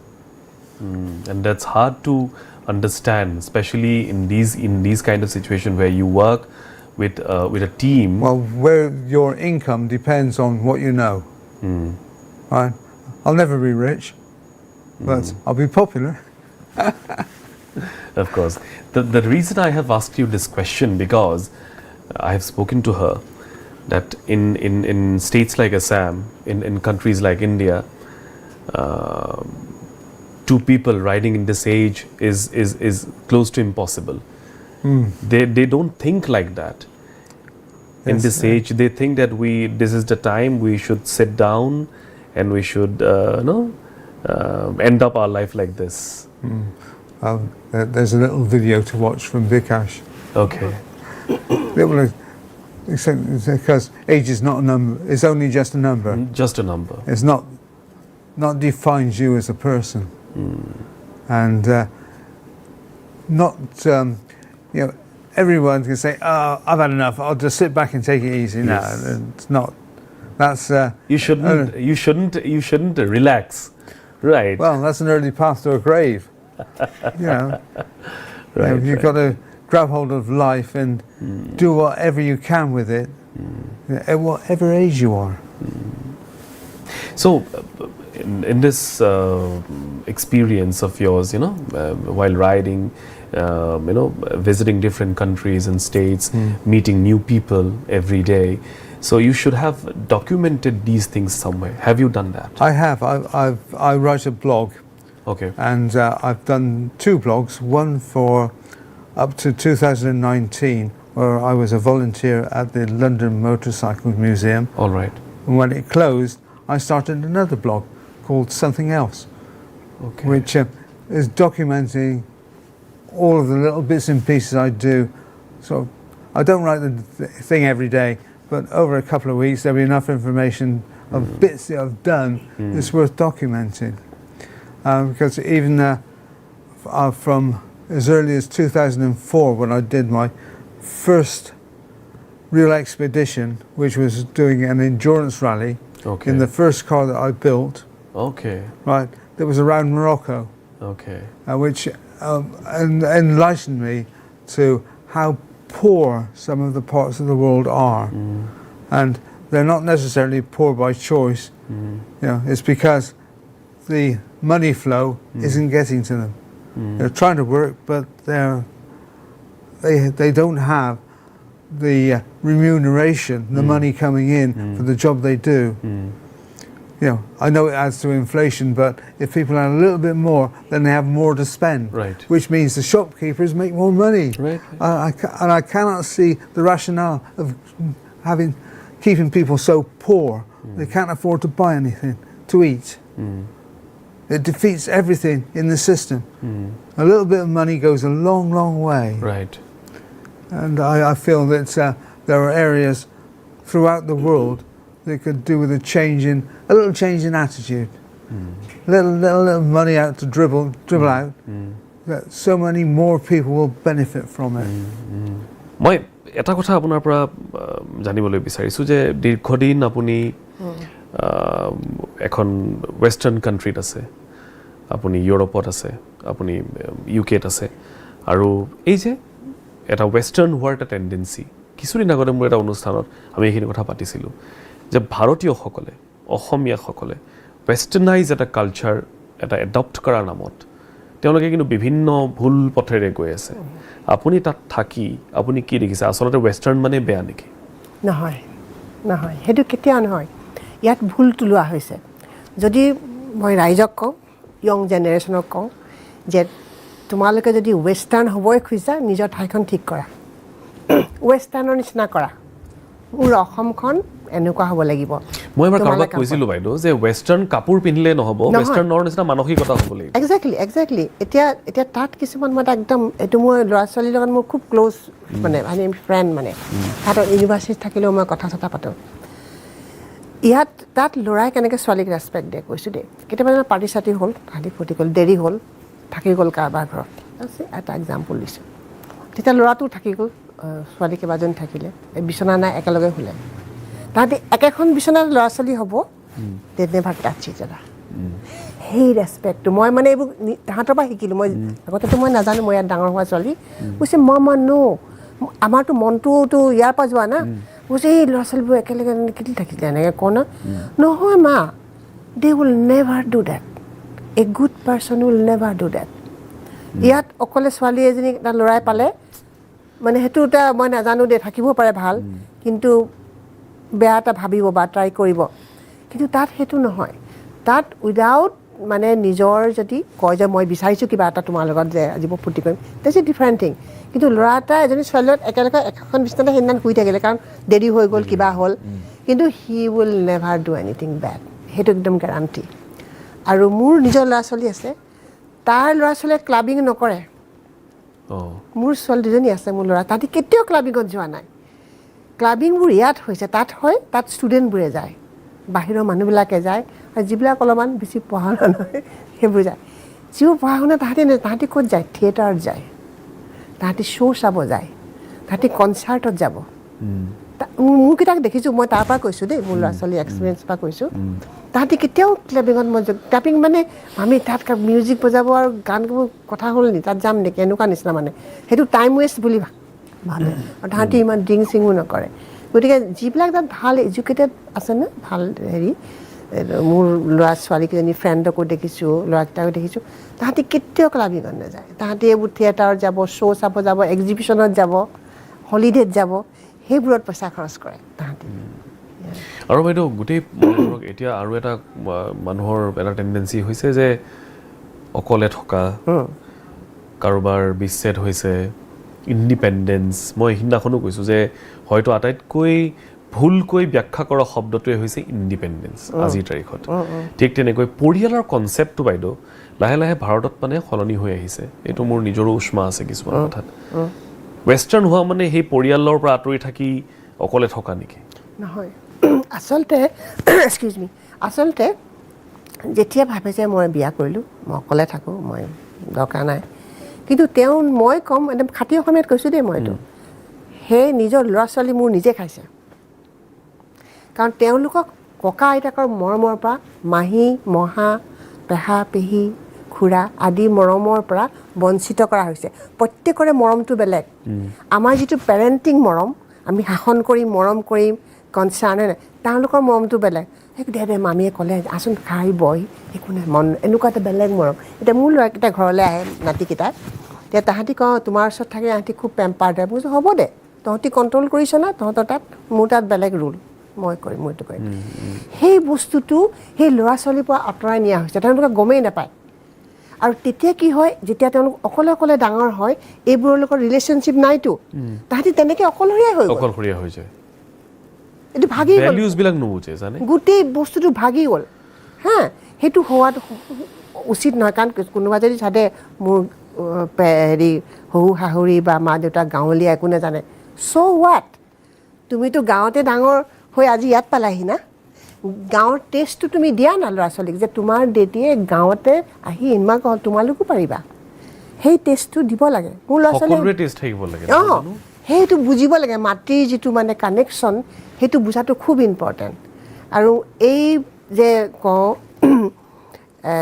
কিছুমান ছোৱালী আছে হয়তো struggle কৰে লাইফত হাজবেণ্ডৰ পৰা বেয়া ব্যৱহাৰ পায় হেৰি পায় সেইটো মানে সেইটো দুখৰ বিষয় কিন্তু সেইটো ল'ৰাজনৰ মাক বাপেকেও কৰিব নালাগে কাৰণ তেওঁ ল'ৰা না তেওঁৰ এটা পাৰ্চনেল লাইফ আছে অলপমান স্পেচ দিব লাগে এট দ্য ছেইম টাইম ছোৱালীজনীও ল'ৰাটোৰ কথা তেনেকৈ ভাবিব লাগে কণ্ট্ৰল কৰিব বিচাৰিব নালাগে মানে যাৰ যেনেকুৱা ফাইনেন্সিয়েল চিটুৱেশ্যন চাই পেলাই ল'ৰাটোৱে ৱাইফৰ পাৰ্মিশ্যন ল'বলৈ দৰকাৰ নাই মাকলৈ কাপোৰ এযোৰ পঠাবলৈ মাকৰ বহাগত বোলে আমি যাব নোৱাৰোঁ তোমাক পইচা পঠাইছোঁ তুমি এনজয় কৰা সেইখিনি কৰিবলৈ তোমাৰ ৱাইফৰ পাৰ্মিশ্যন নালাগে তুমি যেতিয়া জন্ম হৈছিলা নহয় তোমাৰ যিটো ঘৰ আছিলে ইয়াত আছিলে প্ৰথম ঘৰ সেইখনৰ ঘৰৰ পৰা তুমি ওলাই আহিলা ওলাই আহোঁতে মায়েতো পেলাই দিয়া নাছিলে তোমাক দুখীয়াই হওক ধনী হওক তোমাক খুৱাইছিলে না ডাঙৰ কৰিলে তুমি আজি মানুহ হ'লা অফিচাৰ হ'লা আজি আকৌ তুমি ৱাইফৰ কিয় পাৰ্মিশ্যন ল'ব লাগে সেইটো কথা ৱাইফেও বুজিব লাগে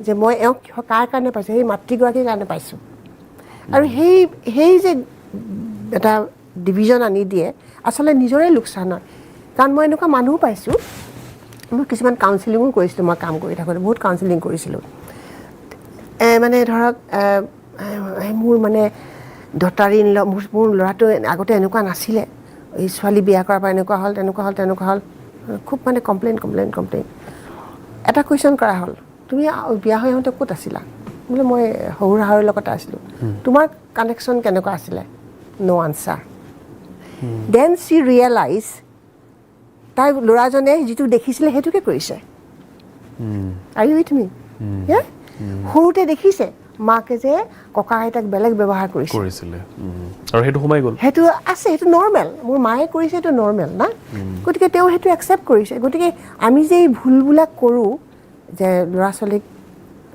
শিকাওঁ সেইবোৰ আমিয়ে শিকাওঁ মিছা কথা ক'বলৈ কোনে শিকায় মাক বাপেকে শিকায় না আমি যে কওঁ এই নকবি দেই ইহঁতৰ কাৰণে সেয়াৰ ষ্টাৰ্টিং পইণ্ট আৰু আমি কওঁ যে পঢ় শান্তি পাব লাগিব দেদিয়ে ইমান পইচা দিছে তোক ইমান তই কেলে সি জোৰ জবস্তি পঢ়ি মই তেনেকুৱা পঢ়া শুনা মানুহ লগ পাইছোঁ যি ভেৰি আনহেপি মানে বহুত অসুখী পঢ়ি ডাঙৰ হ'ল সেই মানুহবোৰ কি হয় জানে নাই they become a good liar কাৰণ they were always lying to their parents কাৰণ তেওঁলোকে পেৰেণ্টছক ভয় কৰে কথাটো ঢাকিবৰ কাৰণে মিছা কথা কয় এই বিকম এ হেবিট তাতে অফিচাৰ হৈ গ'ল কিন্তু সেই লাইংটো থাকি গ'ল সেইবিলাক কথা ন এই ইমান কোণৰ পৰা লাগে মানুহে এইটো বুজি নাপায় সৰু কথা কিন্তু ইম্পেক্টটো ডাঙৰ এনেকৈ লাগি গৈ থাকে এইটো লতাৰ নিচিনা গৈ থাকে এইটো মানে কানেক্টিং পইণ্ট থাকে কানেক্ট হৈ থাকে আৰু যে ৱাইফক কিছুমানে বেয়া ব্যৱহাৰ কৰে যে তাৰমানে তেওঁ দেউতাকক দেখিছে না চ' ইটছ অ'কে তেতিয়া ক'ব ৱাইফক মোৰ মা কিন্তু বহুত ভাল আছিলে দেই মায়ে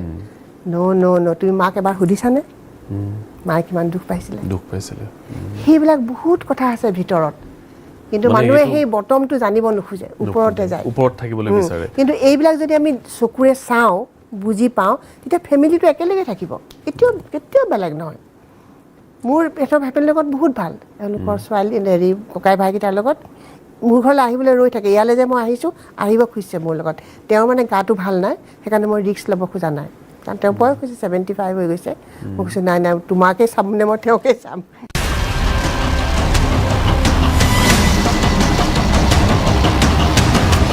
পুৰস্কাৰ নগদ 1 লাখ টকা শ্ৰেষ্ঠ ঘাই বিষয়ে লাভ কৰিব এখন মটৰ চাইকেল শ্ৰেষ্ঠ ঘাই বিষয়তে লাভ কৰিব এখন স্কুটাৰ অডিশ্যনৰ বাবে যোগাযোগ কৰক আমাৰ ফোন নম্বৰ 7099045787 পঞ্জীয়নৰ অন্তিম দিন 20 মাৰ্চ 2025 শৰ্তাৱলী প্ৰযোজ্য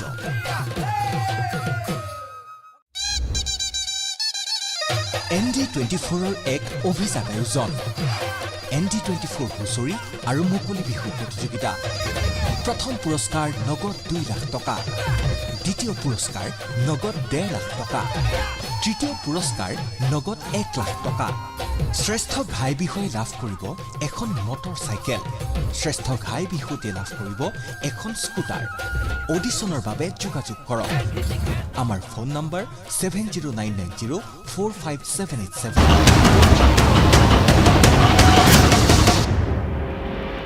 ছোৱালীৰ জীৱনৰ সিদ্ধান্তৰ কথা আপুনি এবাৰ কম বুলি কৈছিলে যে মানে এনেকুৱা এখন সমাজত য'ত কৈ থকা হয় যে ছোৱালীয়ে সিদ্ধান্ত ল'ব নোৱাৰে নেকি ছোৱালীয়ে সিদ্ধান্ত লোৱাৰ সময়ত বিভিন্ন কথা চিন্তা কৰিব লাগে নেকি হয় সেই কথা বতৰাবিলাক আপুনি কেনেধৰণে ভাবে সিদ্ধান্তটো হৈছে প্ৰথমতে মাক বাপেকত প্ৰেছাৰটো আহিব নালাগে কোনোবা ডাঙৰ চাকৰিয়াল কৰা বুলি বা ডাঙৰ ঘৰৰ বুলি যে দিবই লাগিব মোৰ ছোৱালীজনীয়ে মানে বিয়াৰ ক্ষেত্ৰত আপুনি বিয়াৰ ক্ষেত্ৰত আৰু মই ভাবোঁ ছোৱালীজনীয়ে প্ৰথমতে নিজে নিজৰ ভৰিৰ ওপৰত থিয় হৈ লোৱাটো খুব উচিত সেইটো খুব ইম্পৰ্টেণ্ট খুব ইম্পৰ্টেণ্ট কাৰণ বিয়াৰ পিছত ৰংটো বেলেগ হৈ যায় তেতিয়া তাৰ মানে এটা ভেনিটিটো নাইকিয়া হৈ যায় এই যে লগ পাম একেলগে থাকিম তোমাক মই ভাল পাওঁ এতিয়া সদায় যেতিয়া একেলগে থাকিব সেইটো উৰি গুচি গ'ল না বেলেগ হৈ যায় সেই বস্তুটো তেতিয়া মানে আচল পিকচাৰটো ওলাই যায় চবৰে তেনেকুৱা নহয়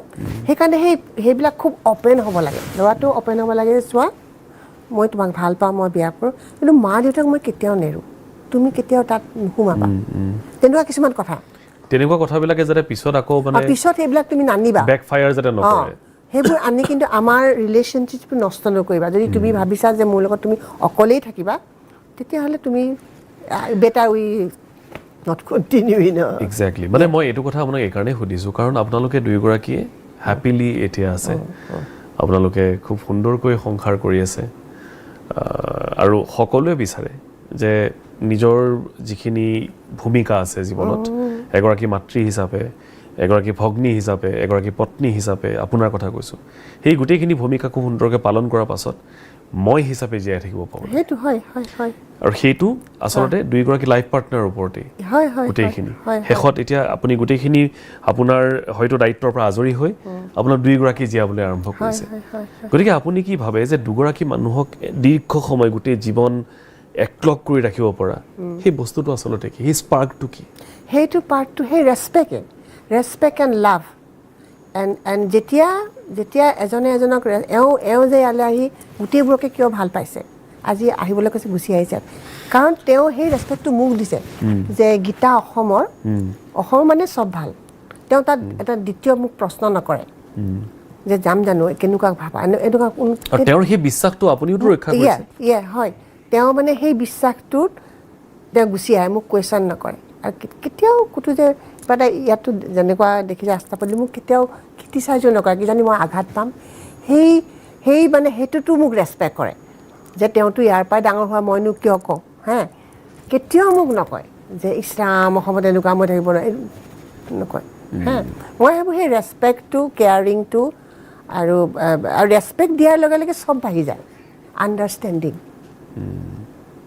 আণ্ডাৰষ্টেণ্ডিংটো খুব ইম্পৰ্টেণ্ট আপোনাৰ কেতিয়াও চাগে এনেকুৱা লগা নাই ন যে মই এজন বেলেগ দেশৰ মানুহৰ লগত আছোঁ অচিনাকি এখন দেশ অচিনাকি মানুহ অচিনাকি পৰিয়াল সেই ফিলিংটোতো আপোনাৰ কেতিয়াও নাহিল কেতিয়াও নাই আমাক এতিয়া কিবা এটা কমেডি ভিডিঅ' কৰিব মাৰিলে আমি গুচি গ'লোঁ ফূৰ্তিতে ধুতি পিন্ধালে কি পিন্ধালে বিহু নচোৱালে তাল বজোৱালে চব কৰিলে আৰু মানে ইমান ফান হ'ল ন এইটো সুধিলে মানে ক'ব চ' you danced bihu Yes.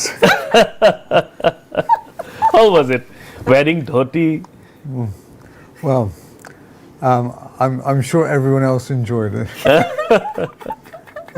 It was an experience. It's a bit fun. Yeah. It's part of life, you know. It is. Well, I think it was about 2016. We had an Assam Association. Yes. Bihu In London. In London. Yeah. And what they did, they got enough generations of people to actually be on the dance floor. So they had the young and the old and everyone else in between to put on this play. What was it called? Husori, wasn't it? Husori. Husori. He did a Husori on the stage. We would have loved to see that. Well, it's out there in the public domain. And I'm sorry, white underwear Indian. It's Dhuti karne pinibo karne. Well, I survived it. Yeah, and you don't believe it. My audience was laughing like anything. Oh my God, Jerry Cox is doing Husori. Had we have space here, I would have requested to do once again. I wouldn't inflict that on any audience. So, sir, you are full of experience. You have you have met people around, you know, and you do your research in your office. Then you ride bikes. You keep yourself busy in manufacturing your new inventions. Yeah. But in spite of all these things, one thing I have seen in this short period of time is your simplicity. Your simplicity. You keep yourself very simple, very down to earth. What makes and how do you manage that? Well, I think don't get carried away with your own self-importance. Right? You're just like the next fella. It's only your catalogue of doing things that makes you different. But don't expect anyone else to think you're different. You know, I've been involved in a lot of things, and a lot of people who think they're, I'm the important guy, yes. and they're not. Right? They only think they're important. The most important person is the guy down the bottom who's grafting away to make things happen. Right. And if you forget that you're standing on top of a pyramid, then without the little guy at the bottom, you have no pyramid. So, not getting too carried away of how important you feel. But people often get carried away by the things, by the achievements and whatever they have done, and little or more. An achievement one. Oh, so that's one. Tick one off. And there's always something else. There's an achievement, and achievements are current. Yeah, we've done that. Yeah, so okay. Tomorrow, someone said, "Who are they?" So it's remembering that you need to hold yourself back from thinking you're beyond above everyone else. As far as we got to know that you are busy with your new car right now. You're manufacturing something. What's your new project? What's next that Jerry is going to do? It's a restoration of a Citroen 2CV van. All right. But it's not an ordinary one because it started life as a car. So it's a kit of a glass fibre van bit and a metal front bit of the car cab. And the start of it is that I wanted a good off the road machine for yourself. Well, for a project. You see, having done Cardungla, you said you wanted to go there. So that's I very thought, high. Yes. Well, I'm not sure the engine will do it, but let's work on that later. I know of a solution already. But what you have is it will be a 4-wheel drive van, so we can have all our gear in it and have the drive to be able to get over the rough bits to get there. Because having done it once on a motorcycle, I have a good idea of what the terrain is like. Yes. It is very, very difficult. I think to me it's not so difficult as doing 1,000 kilometers over mud. But you have overcome that, so I hope. Yes. it's an interesting project because the guy who's making the bits lives in Croatia, and we visited him in 2018 in the Burton. Okay. And that was the same year as I think is Manash Pratim did the video of Gungun. Yes. I heard that. Manash Pratim ete git ekhon bikhesh gari asil nohoy janu. Hekhon tekhetei prostut kori disile gari khon.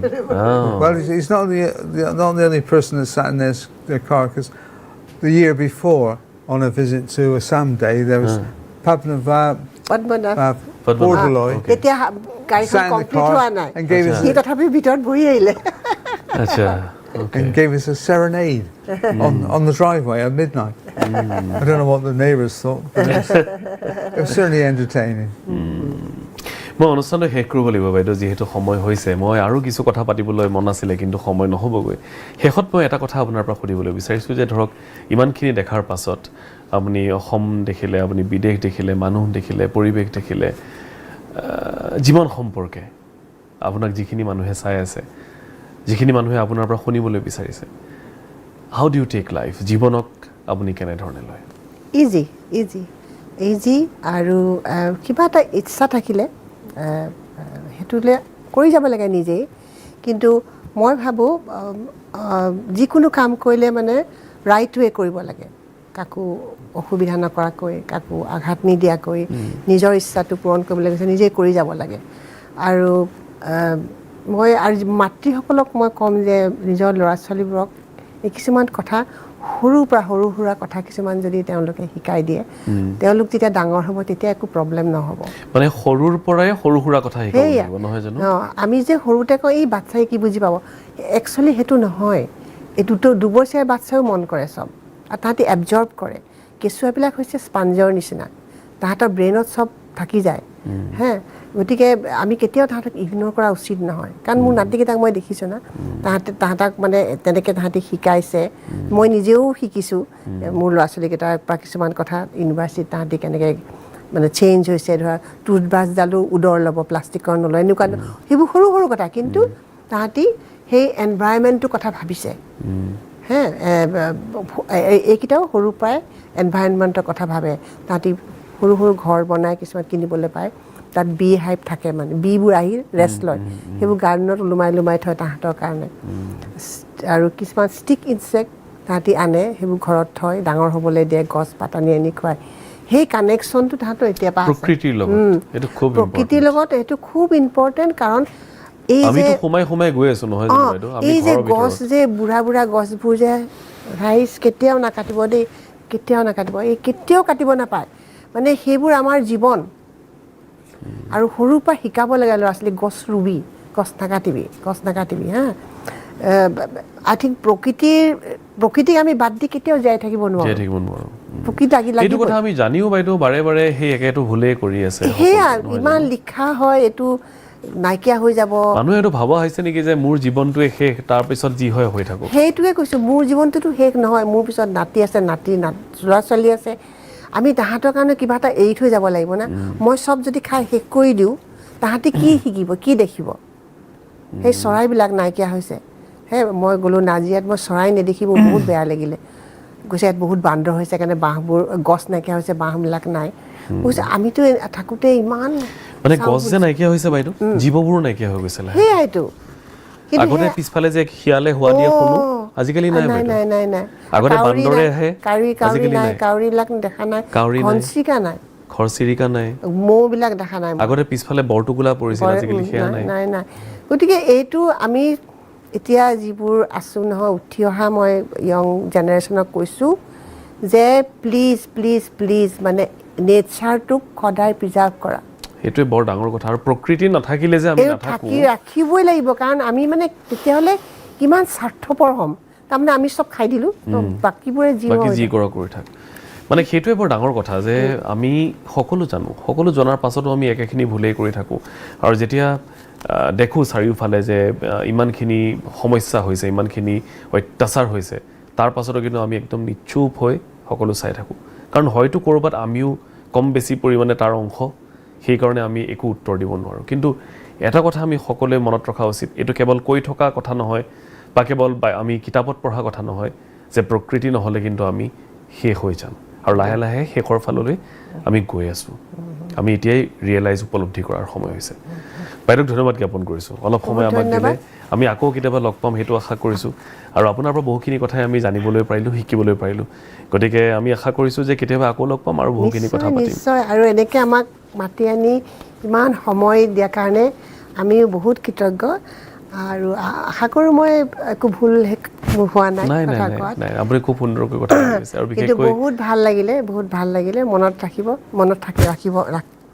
আমি জেৰিও বহুত ভাল পাইছে thank you Jerry for joining with us I hope sooner or later we will join in for a ride together in Assam I would look forward to that. Thank you so much. Thank you, I'm honored. এয়া আছিলে আমাৰ আজিৰ দুগৰাকী অতিথি আপোনালোকে ইতিমধ্যে গম পাইছে যে তেওঁলোকক আমাৰ অনুষ্ঠানটোত মতাৰ উদ্দেশ্যটো কি কেৱল যে তেওঁলোক বিদেশত থাকে সেই কাৰণে নহয় তেওঁলোকৰ পৰা শিকিবলগীয়া আমি যথেষ্টখিনি আছে বিশেষকৈ জীৱনটোক বয়স হিচাপে নাচায় জীৱনটোক সময় হিচাপে যদি আপোনালোকে চায় আপোনালোকে আগবাঢ়ে যে এইটো এইখিনি কৰাৰ সময় এইটো এইখিনি কৰাৰ সময় তেতিয়া তেওঁলোকৰ দৰে আমি জীৱনটো যাপন নহয় উদযাপন কৰিবলৈ পাৰিম আৰু জীৱন উদযাপন কৰাটো এটা কলা এটা আৰ্ট যিটো আমি সকলোৱে জনা উচিত ধন্যবাদ শুভৰাত্ৰি